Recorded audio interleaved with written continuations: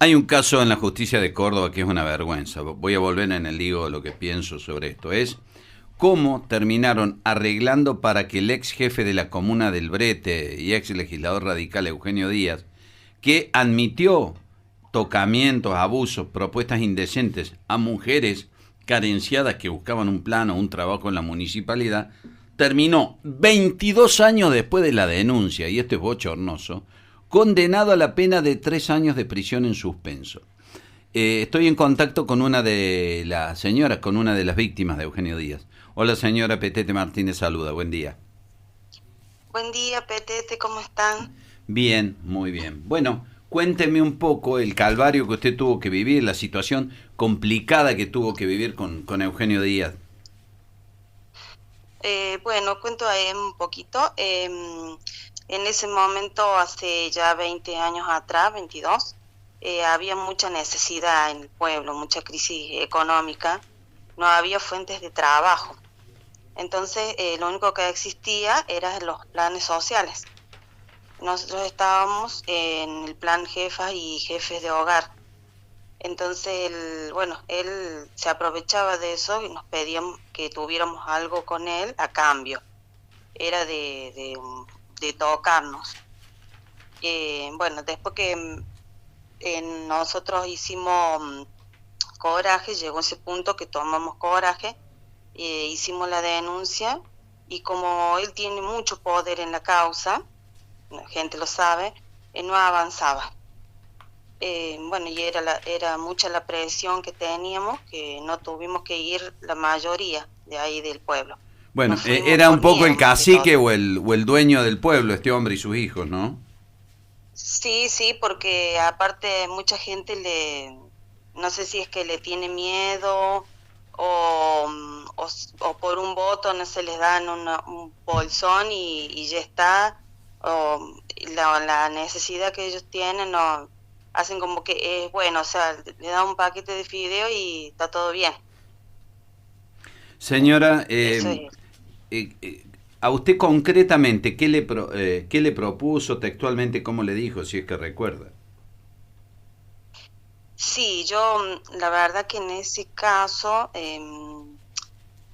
prefiero, porque es algo medio feo, entonces como que no me da cosa poder decirlo, ¿no es cierto? Ujú. Pero una de las cosas, digamos, que me pasó que había pedido, eh, necesitaba entrar a otra parte, otro trabajo para poder salir de ahí. Sí, Entonces, de alguna forma le pedí un aval. sí. Eh, Le pedí eso y me dijo que, bueno, que lleve los papeles, pero que yo ya sabía cómo era esto. Así que siempre le pedí algo a cambio. Y bueno, así reiteradas cosas que surgió ahí en la oficina también, que nosotros no podemos salir porque tenía dos puertas, eh, y no, o sea, siempre lo que pasaba dentro de la oficina, así que la gente que estaba afuera ni se enteraba de lo que pasaba. Y nosotros obviamente teníamos que callarnos las bocas porque no podíamos decir nada, decir el único trabajo que teníamos y cómo salíamos después. Eran 150 pesos en ese momento, que uno los tenía que cuidar y ver la forma de salir de ahí. Y las mujeres ya comentaban que con todas se propasaba o hacía lo mismo, o las manoseaba, o le hacía, pero las condicionaba con una propuesta sexual. Sí, sí, sí, hay otras chicas que también hicieron denuncias, no todas se presentaron como querellantes, y, pero sí, sí, sí hay más denuncias y yo calculo que por lo que sé, o sea, lo que se comenta es que algunas ya tienen, o sea, como que las compró, entonces no, por eso no quieren decir nada.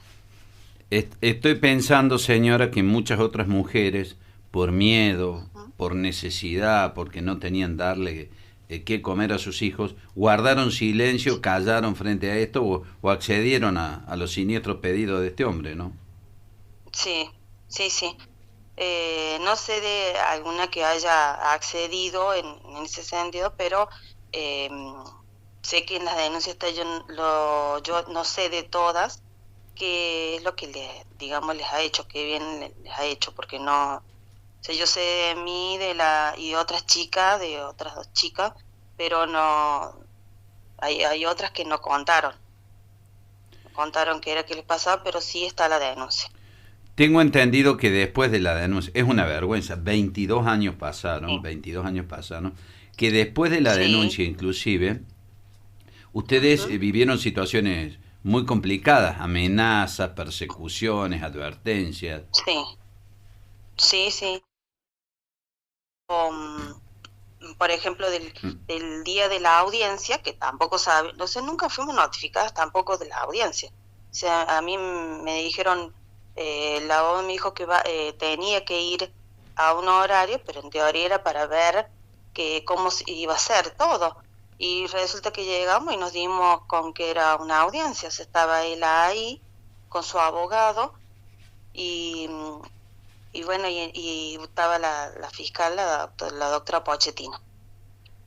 Y eso fue peor todavía, porque después de haber pasado 22 años con todas estas cosas que tenían, o sea, nosotros no podemos ir a la cancha, por ejemplo, porque hay uno de sus sobrinos que es policía y siempre ahí provocando.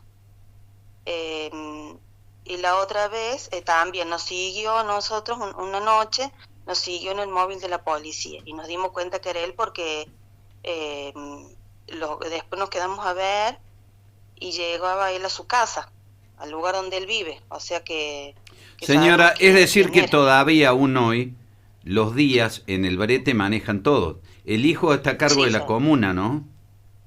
El hijo está a cargo de la comuna. Manejan la eh, cooperativa eléctrica, me dicen también, y bueno, hay sí, varios familiares de día en la policía, en un pequeño pueblo de era, 2000 habitantes, es decir, manejan todo. sí. Ellos manejan todo. Y ese es el tema de allá, porque mucha gente que necesita algo tiene que ir, y la enfermera es la hermana. Si tienen que trasladar algo, el chofer es el hermano, y así. La gente depende de ellos, digamos, o sea, agachar la cabeza y que ellos nos den si quieren. Qué espantoso, la Así verdad es. que espantoso, espantoso. Sí, Bueno, muy polémica, me dijo el doctor Olmos, el abogado que los patrocinó, fue la actitud de la fiscal Pochettino, porque sí, cuando se define el juicio abreviado, era una audiencia preliminar, no era digamos, sí, el acuerdo definitivo. Y según me dice el claro, doctor Olmos, corríjame si entendí mal, la fiscal Pochettino sí, las sí, presionó a ustedes, a las víctimas, para que llegaran a un acuerdo, para que aceptaran un ofrecimiento económico mísero en cuotas, bajo, no sí. sé si amenaza, pero bajo una presión muy fuerte para que terminara todo esto Ujú. acá. Sí, sí. Ella, en un momento el juez nos deja, porque él solamente cuando estén de acuerdo las partes, él vuelve. Entonces él se retira y después vuelve. Entonces en ese momento fue horrible porque quedamos con ella, la doctora Pochettino, que se supone era la que estaba, o sea, de parte nuestra, en el sentido de que nos tenía que apoyar en esto, y estaba el abogado y Eugenio Díaz. Entonces, nos ofrecieron primero una suma de 2,5 millones, que era lo que él podía darnos, ¿no es cierto?, como reparación del daño. Entonces yo le dije, bueno, ¿por qué no nos dan una rueda de la camioneta que tiene más valor que lo que nos está ofreciendo? Porque de alguna manera nos está humillando de nuevo, y debe ser que no sabe la doctora de que nosotros tenemos conocimiento de plata, o sea, sabemos lo que es la plata. Entonces, es como que ella nos trata de ignorantes ahí. ¿Cómo es que les Nosotros dijo de sabemos una rueda del auto de Díaz, del abusador? cómo dice, no lo ¿Cómo escucho. le dijo que valía más la rueda de una cubierta del auto de Díaz? Sí, le dije yo así, la rueda del vehículo de él, de la chata de él, tiene más valor que lo que nos está ofreciendo, porque encima que es un dinero miserable, porque no íbamos por dinero nosotros, y además era miserable Entonces estábamos igual que antes que teníamos que depender de él, o lo tomas o lo dejas, era.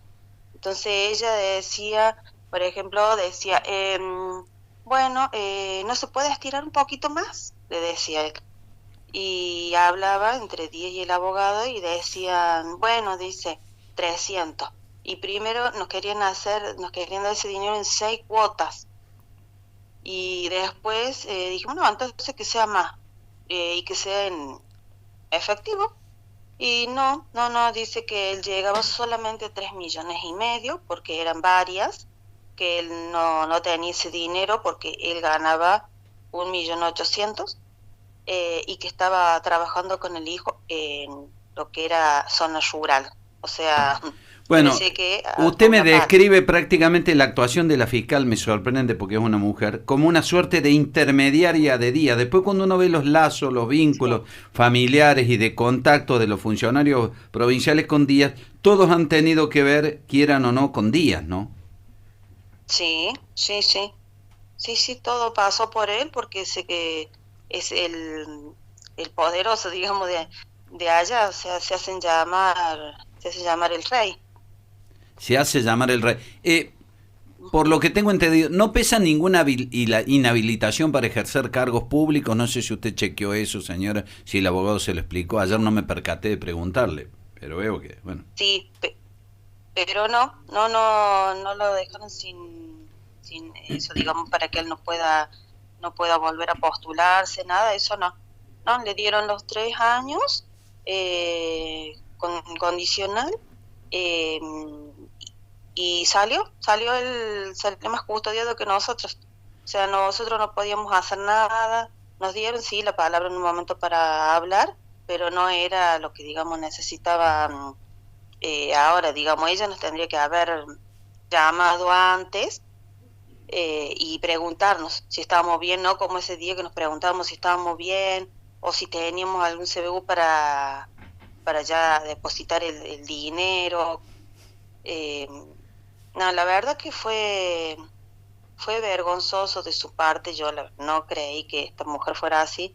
Fue una burla para nosotros. Nos trató de ignorantes. Señora, gracias por estos minutos y por su valentía. Muchas gracias. Bueno, no, gracias a usted, Que pase Peter. buen día. Bueno, El Brete, un pequeño pueblito donde no viven más de 2.400 personas, un dueño del pueblo. Lo que estamos contando parece que hubiese acontecido en 1910. Un cacique de pueblo, con todo el poder, con la complicidad de la justicia. Esto ha pasado en Córdoba y con este tema vamos a volver a las 7:30 en el Digo lo que pienso. El despertador encima.